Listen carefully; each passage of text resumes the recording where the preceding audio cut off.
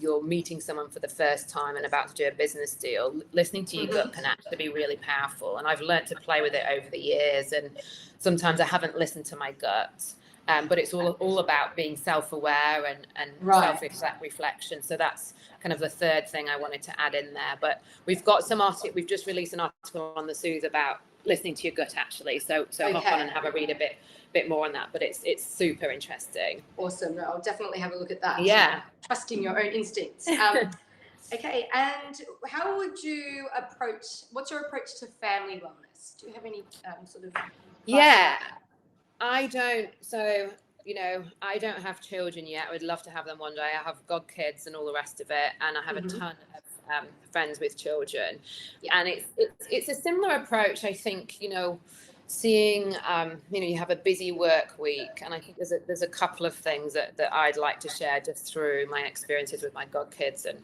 my friends' kids. Is just getting out of the house and doing an activity together, and also moving together, because physical health and physical movement is known to boost moods. It's known to pump really good endorphins and serotonin through your body. So it's an instant mood booster. And quite often, if you're a working mom and you haven't had time to work out during the week because you're doing 1,000,001 things, having the time to do a physical activity with the kids over the weekend is great, and you can connect as well. And you might, one parent might want to take one child, another parent the other, and also ask the kids how they're doing, because I think it's such a worrying time for kids, especially in the teens, and they're looking at what they want to do with their life, and it's such a crazy world right now. And are they going to go to the university, or are they going to be stuck at home, or what's so hard to plan anything? Yeah, exactly. So I think just checking in with kids, seeing how they're doing, seeing how their anxiety is, and getting them a professional if they need to chat to someone professionally about their worries that's not you, so they can really open up. So there's a lot of speaking to the psychologist here in Singapore, there's a lot of family counseling going on with children in their teens who are just worried and anxious about the future. So definitely. Well, it's great that those parents are letting their kids have those opportunities to speak to counsellors. That's exactly. But I think I totally, and it's fun to do new activities together, whether it's swimming, trampolining, a racket sport, cycling, as you were saying, like trying something new and enjoyable as a family. And it's it's another activity to keep them occupied, because there's not much to do right now. Right.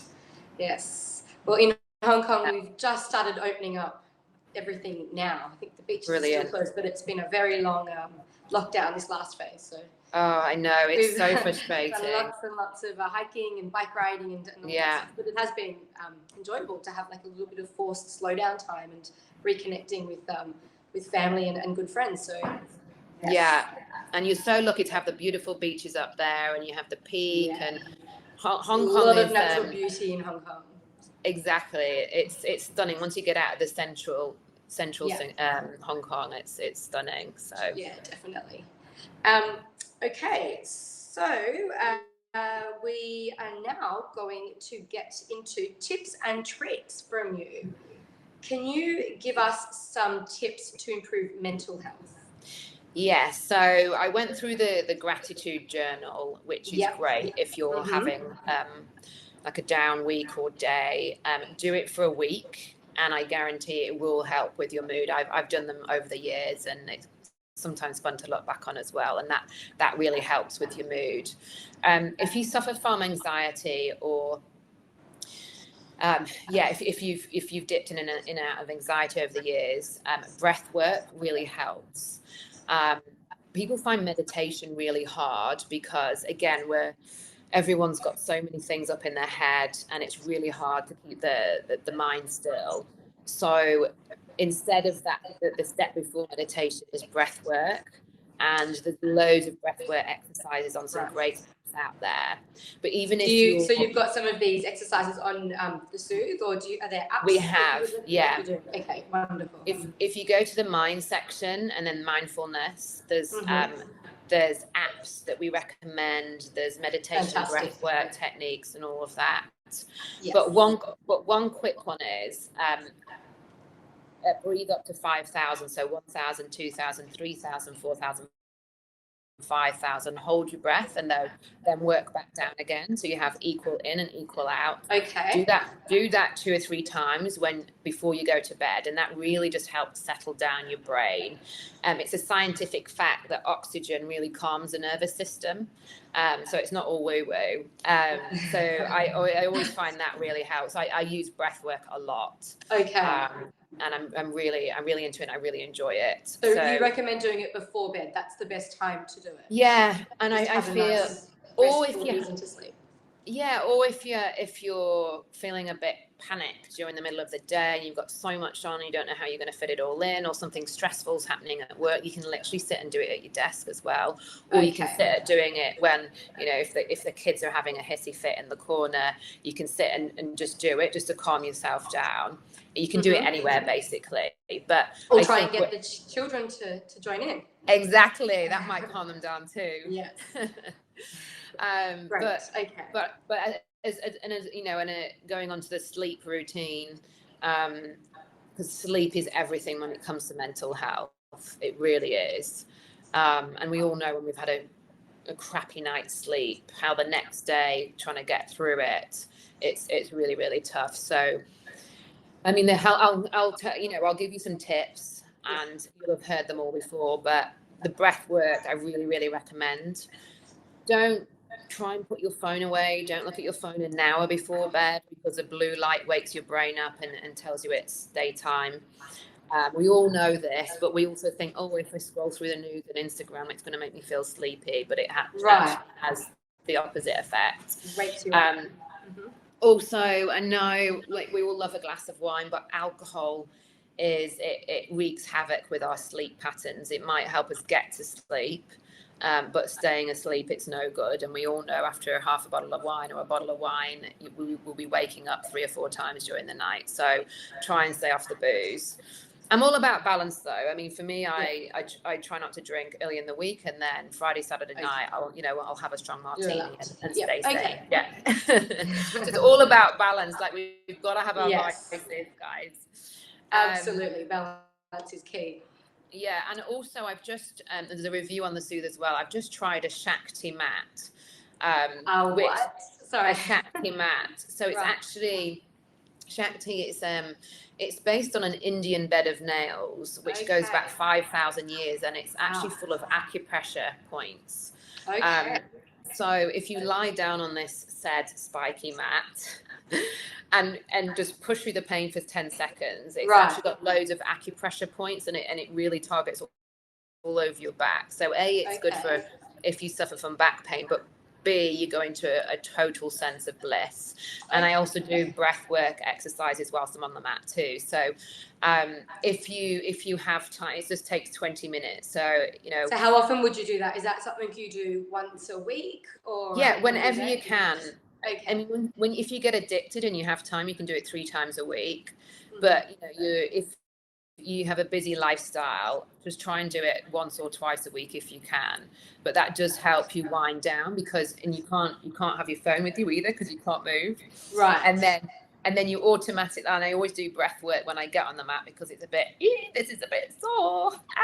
But you feel amazing afterwards. You feel so chilled. Make sure you've got your face off, you brush your teeth, and then you can get straight into bed afterwards. So that's another tip. And then aromatherapy, obviously, there's some great aromatherapy brands out there. Like Neom is good. They do a whole sleep range.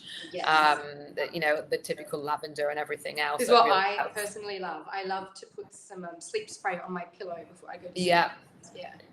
And it helps me fall asleep very quickly.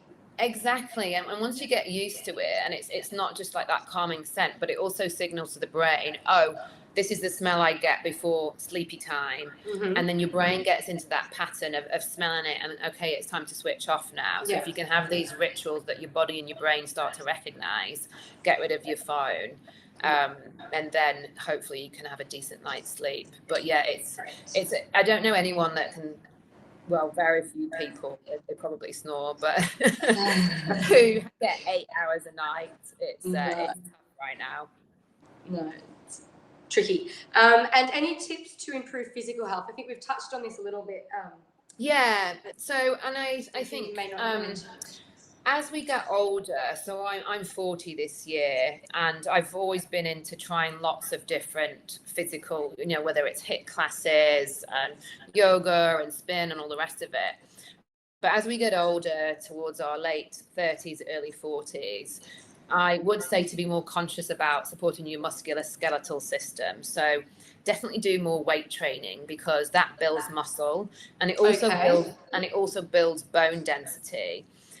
So we lose bone density and muscle as we age, and to keep our body upright and physically fit and agile and flexible, it's really important that we weight train to keep our bones and muscles all supple and strong.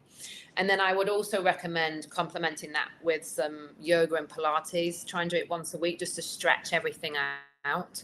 And again, that avoids injury, because the older we get and the more susceptible we are to injury. So I definitely try to do a little bit of stretching if you can go to a yoga or Pilates class, or just do an online 30-minute session. So many great online sessions these days. Yeah, there's so many great ones. Yeah. I mean, there's here in Singapore, we've got Yoga Movement, who are great, and there's lots of Pilates studios, but there's big global brands like Alo Yoga, for instance, and lots of other great brands that do good online sites that you can hop onto at any time of the day. So amazing. And just with the weight training, is that something you would just do at home? And if so, what kind of weights do you need? Is it 2 kilos or? Yeah, so if you haven't done weight training before, start low to prevent injury and build up from there. So there's different formats to weight training. You can either do lots of repetitive sets with light weights to build muscle, or you can go heavier and go lower on the reps. So it's whatever you're comfortable with. But just start somewhere. Don't put too much pressure on yourself. Start easy. Yeah, exactly. And then there's lots of, obviously there's lots of gym. I know there's some F45 gyms that are open now that do their specific weights classes. You can go to your normal gym if that's open. But bands are good. Seated rows, put bands over your legs and do side steps that really strengthens your butt and calf muscle, thigh muscles, which we all love. We all want yes. Butt, which starts going saggy in our 40s. So, and then obviously get yourself a yoga mat. And there's lots of things to do. Use your body at home, and you don't have access to a gym at the moment. There's lots of things either online or buy some simple equipment. But yeah, you can use your body weight for a lot of it as well. Okay. And then just one other thing that I've learned to share. And I think a lot of us, when we were younger, we were doing massive HIIT sessions and really intense workouts. But what I found is they actually add to the cortisol in your body. So if you're already running ragged with work, with your family, and trying to juggle everything in, your adrenal glands will already be going, your cortisol level will be stress into your body, and cortisol again wreaks havoc with stress. It wreaks havoc with your sleep patterns, and it actually puts on weight. So I realized I was doing this. Very interesting. Yeah. So 5 years ago, I was doing way too much HIIT, and my body just wasn't resting, and I put on weight because it was just screaming at me, and it was just keeping hold of everything. So that's definitely something to consider. Do what feels good when it comes to physical health. Do something that you enjoy as well. And I'm always switching it up, whether it's tennis, cycling, weight training. I love doing exercise with friends, just going for a walk. It's good therapy walking with a friend, because you can chat about any. Doesn't feel like exercise then. Exactly. You get a good sweat on, go for a nice brunch, have a nice coffee. So and then also you can fit in, when you've got a busy schedule, you can fit in seeing your friends. Instead of going for 10 margaritas, you can fit in having a catch up with your friends. I actually have some business meetings doing walks as well. So Yeah, so you can actually fit in your exercise. Then, So that's all the thing, because everyone's in activewear half the time, so it's all good in the hood. Awesome.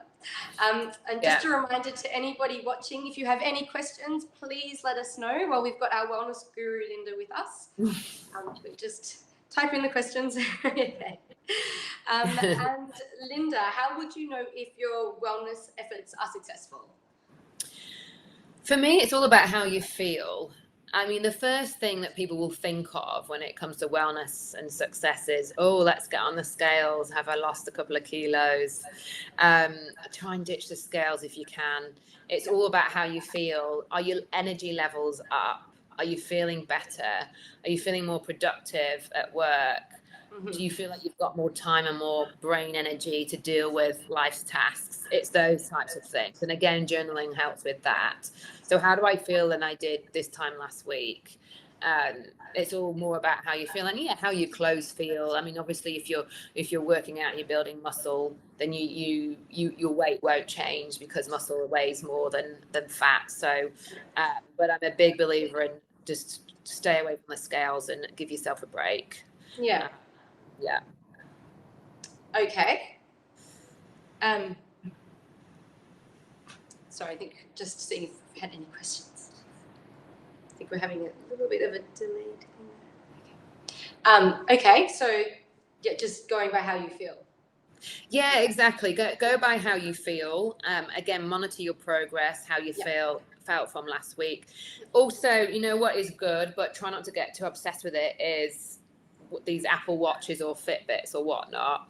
If you really want to get into exercise and you want to have something beep at you 3 times a day, this is good to monitor it to begin with, and you can see what your heart rate's doing during a workout, because for cardiovascular health, it's important to get that up, a couple of times, 2 or 3 times a week, and it can remind you to move every day, like get up, but also just don't be a slave to your Apple Watch either. It's about balance.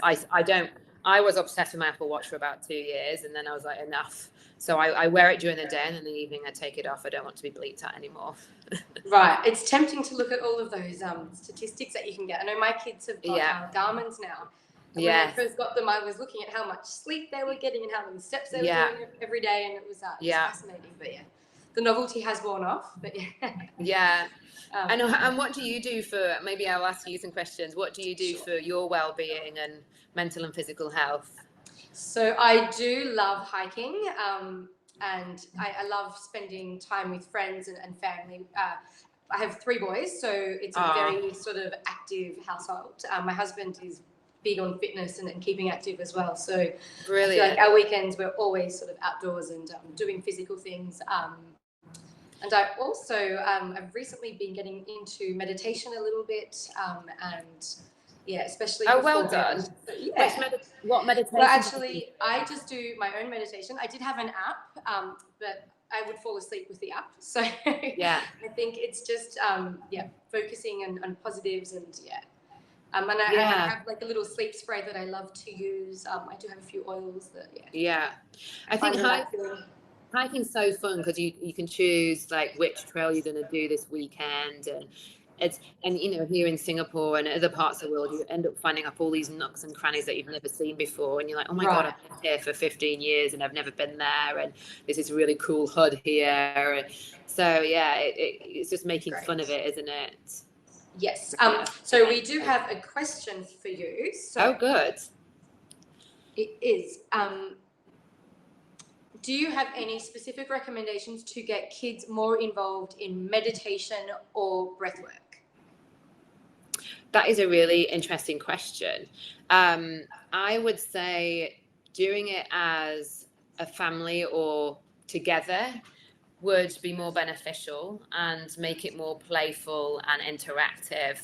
And maybe instead of the 1,000, 2,000, 3,000, you can put more fun little goalposts in, whether it's dinosaurs or my boys would love poo or something. Yeah, exactly. And also, kids love a competition as well, but like breath work, how long can you hold your breath for? Can you push one breath out in 20 seconds? And I know kids love all of that kind of stuff. So play around with it, and it's all about being creative and seeing where their interests lie. Yeah. I know that schools also, this is a good thing, I think, are starting to do a little bit more mindfulness and things like that. That's coming into the curriculum, which I think is great. Yeah, at least I agree. And, children seem to be on tech a lot and iPads a lot. So in terms of being more mindful, especially at the dinner table, I think that's a really good opportunity to be more mindful and focus on what they're eating, which helps massively with digestion as well, and avoid all digestive issues, which in turn has all these other ramifications if you don't have a healthy gut. But I think, being mindful and enjoying the present, enjoying a view, pointing things out, looking at something. There's different ways of staying present and being mindful. It's not just about meditation, but it's looking at ways to stay present and appreciate what we've got. And I think getting our kids to be grateful for what they have. I know kids love to fixate on what they don't have and what their friends have, and can I have this, and my friend has this app, and so I try to get my kids to every day say something that they're thankful for when I remember. That's so lovely. That's such a lovely practice. Do you do that at bedtime? At dinner time usually, when they're having dinner. Almost like saying grace in the old religious way. Yes, it is. Yes. For what we are about to receive, may the Lord make us really thankful. I remember that, and I'm not religious anymore, but I was brought up a Christian, and we used to say that. We have had a couple more questions. Okay, so can you please explain the differences between therapy with therapists and personal coaches? Is one more popular than the other? Yeah, so therapists tend to be trained in actual counselling and dealing with specific issues to do with mental health, whereas personal coaches are more life coaches and looking at what you want to achieve in life, how you can open your mind up to achieve those goals.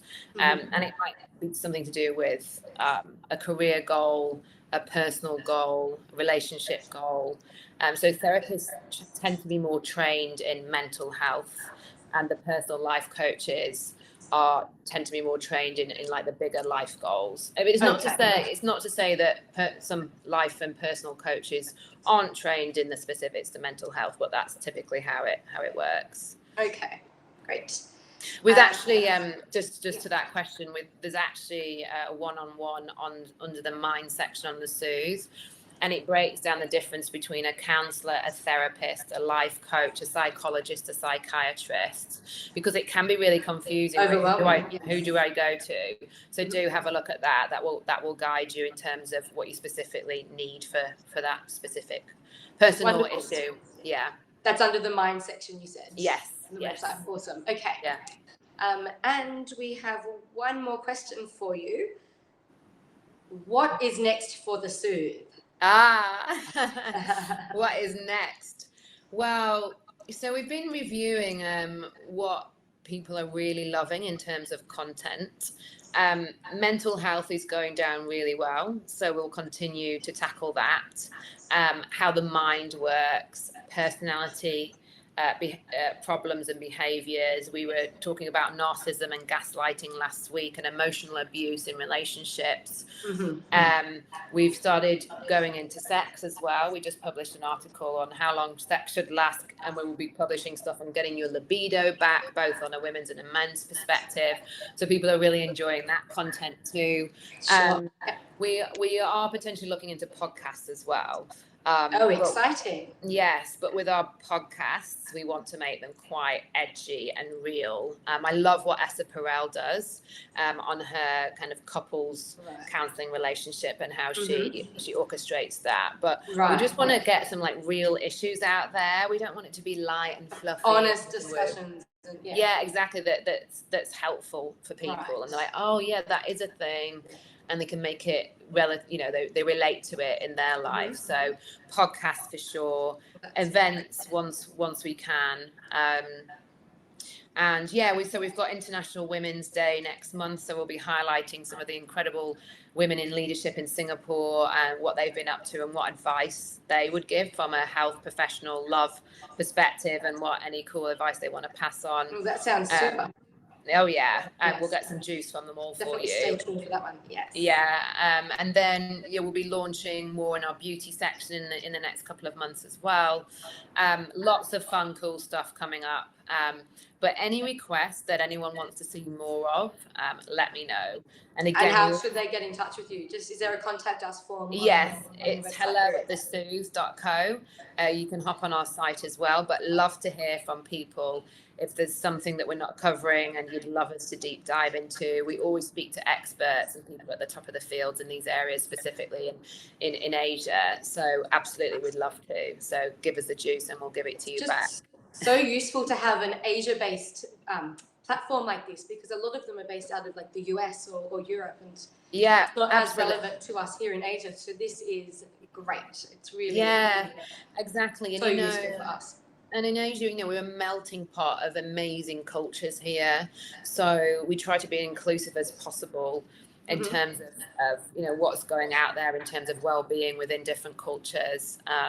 So we're trying to get that out there as much as possible as well in interesting and relevant ways. Excellent. Yeah. Okay, so I think we have no more questions. So thank you so much for joining us today. Thank Linda, you. It's been a pleasure. I hope I've shared some decent tips, and hop onto our site if you want to deep dive into any of the topics that I've run through you with. And then look forward to chatting with you all again soon. Amazing. Thanks, Linda. Thanks so much. Okay, until next time, we are signing off from Little Steps Asia, where we keep you in the know and on the go. Bye. Bye.